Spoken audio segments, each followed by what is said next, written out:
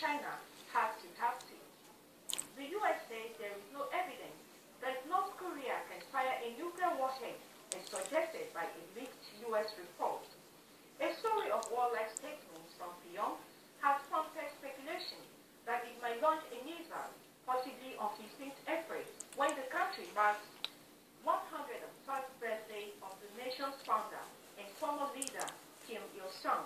We are all united in the fact that North Korea will not be accepted as a nuclear power.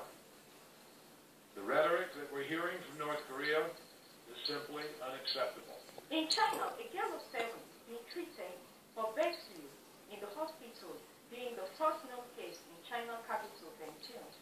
The girl, whose parents are poultry traders, developed a fever, sore throat, and headache on Thursday, and her condition has remained stable.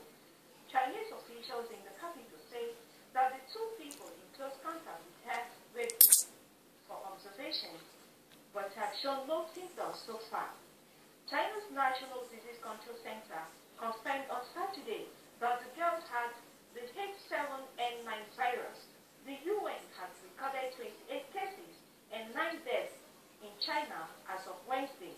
The World Health Organization, WHO, says there is no evidence that the H7N9 virus is being transmitted between people, and most cases come from poultry. International health experts have commended China on its transparency in reporting the spread of the virus on their UK NTA International.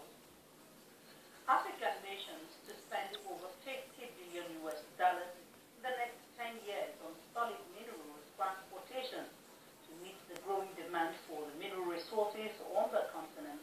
This is coming to pattern lack of sufficient freight rail infrastructure is limiting economic potentials of African nations. Mr. Baba Aliyu has more.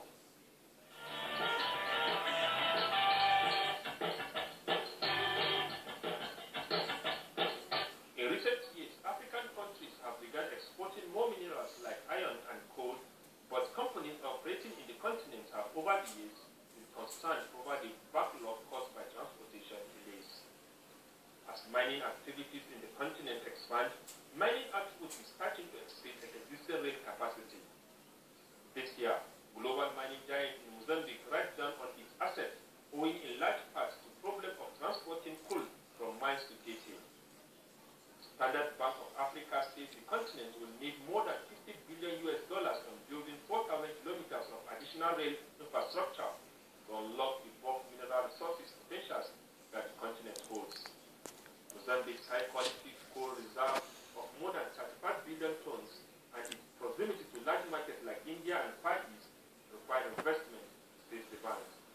Nigeria and other African countries unveiled a plan to coordinate and revitalize the country's railway services.